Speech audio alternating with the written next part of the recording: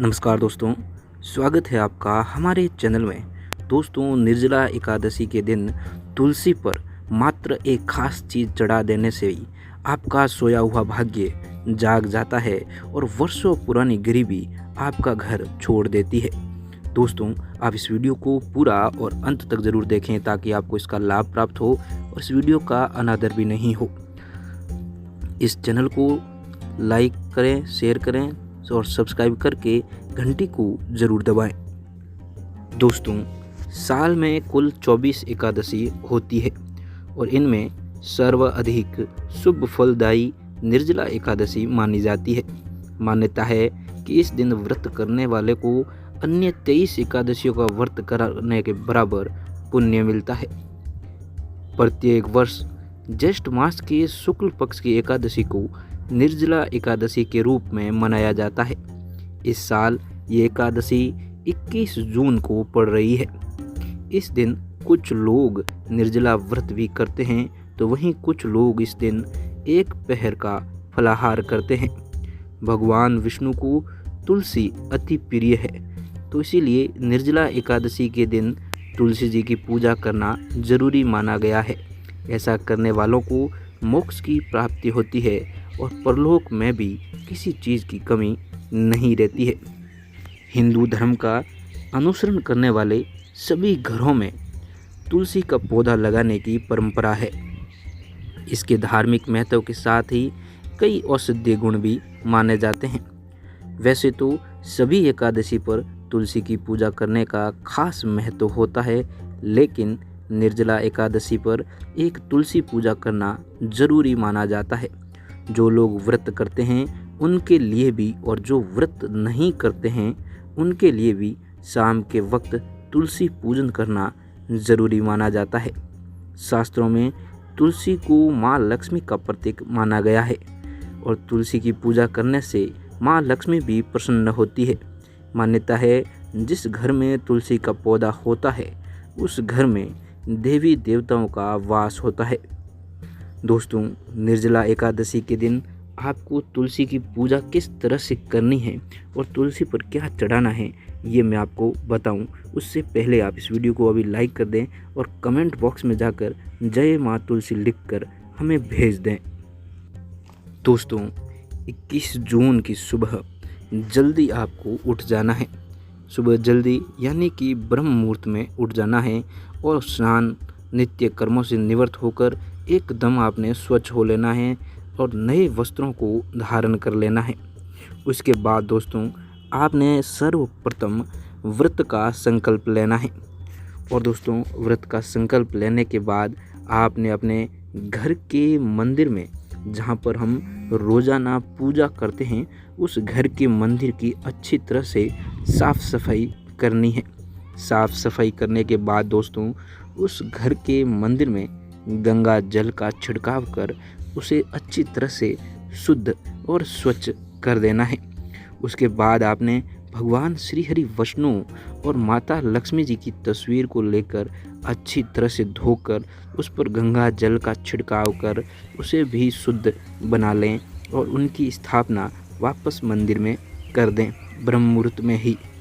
दोस्तों, उसके बाद भगवान श्री हरि विष्णु जी को जो है उनके सामने एक देसी घी का दीपक लगा देना है। देसी घी का दीपक यानी दोस्तों गाय के घी का दीपक लगाएं तो सबसे बेहतर रहता है। आपने भगवान श्री हरि विष्णु जी के सामने उस दीपक को लगाने के बाद श्री हरि विष्णु को दोस्तों एक केला और दोस्तों पंचामृत जो होता है उनका भोग लगाना है और उसका भोग लगाने के बाद माता लक्ष्मी जी की भी पूजा अर्चना करनी है। और दोस्तों, अब आपने अपने घर में मौजूद या आसपास कहीं पर भी तुलसी का पौधा हो उस जगह की अच्छी तरह से साफ़ सफाई करनी है और तुलसी माता की सफाई के बाद जो है उनको पानी डालना है और अब उनकी पूजा अर्चना शुरू कर देनी है। सर्वप्रथम आपने तुलसी के पौधे को लेकर उसको पास जाएं और पौधे में दोस्तों एक गंगा जल का लोटा लेना है और उसमें पानी डालकर थोड़ा सा उसमें गंगा जल को मिला देना है और गंगा जल को मिलाएं। और दोस्तों, आपने तुलसी के पौधे पर धीरे धीरे अपने दाहिने हाथ को रखकर उस पौधे को वो गंगा जल चढ़ा देना है, उनको अर्पित कर देना है।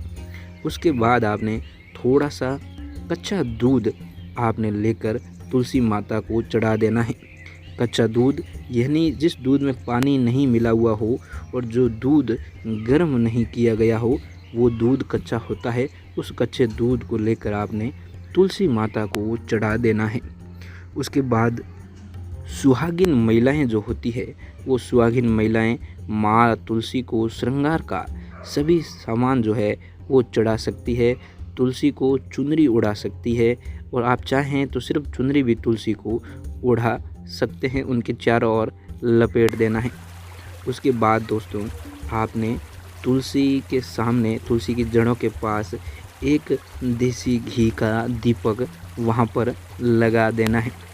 दोस्तों वो दीपक लगाने के बाद हल्दी और सिंदूर माँ तुलसी को चढ़ा देना है। उसके बाद माता लक्ष्मी की आपने आरती करनी है और कुछ मीठे का भोग लगा देना है। वहीं दोस्तों जब आप तुलसी माता को वो कच्चा दूध और जल चढ़ा रहे हो तो उस वक्त आपने एक खास मंत्र का जाप करना है, जो आप ध्यानपूर्वक सुनिए। महाप्रसाद जननी सर्व सौभाग्य वर्धिनी आदि व्याधि हरा नित्यम तुलसी त्वम नमोस्तुते। दोस्तों मैं इस मंत्र को एक बार वापस से बोल देता हूँ ताकि आप इस मंत्र को अच्छी तरह से और ध्यानपूर्वक सुन लें। वापस ध्यान लगाकर सुनना। महाप्रसाद जननी सर्व सौभाग्य वर्धिनी आदि व्याधि हरा नित्यम तुलसी त्वम नमोस्तुते। इस मंत्र का लगातार जाप करते हुए आपने अपने दाहिने हाथ से तुलसी माता पर जल, गंगा जल और दूध को चढ़ा देना है। दोस्तों ऐसा करने के बाद आपने हाथ जोड़कर भगवान श्री हरि विष्णु, माता लक्ष्मी और तुलसी जी के सामने आपके सामने आ रही कठिनाइयों, आर्थिक परेशानियों, मानसिक परेशानियां, बीमारियों से बचाने का जो भी आपकी समस्याएं हैं वो आपने भगवान श्री हरि विष्णु को बता देनी है। दोस्तों जब तक आप सोचेंगे उससे पहले ही आपकी ये सारी समस्याएं ख़त्म हो जानी शुरू हो जाती है। तो दोस्तों मैं उम्मीद करता हूं कि मेरे द्वारा दी गई ये जानकारी आप लोगों के लिए लाभकारी सिद्ध होगी। अगर आपको ये वीडियो पसंद आया हो तो इस वीडियो को लाइक करें और ज़्यादा से ज़्यादा शेयर ज़रूर करें ताकि दूसरे लोगों को भी इसका लाभ प्राप्त हो सके। अगर आपने अभी तक इस चैनल को सब्सक्राइब नहीं किया है तो आप इस चैनल को अभी सब्सक्राइब कर लें और घंटी को ज़रूर दबाएं। धन्यवाद। जय श्री हरि विष्णु।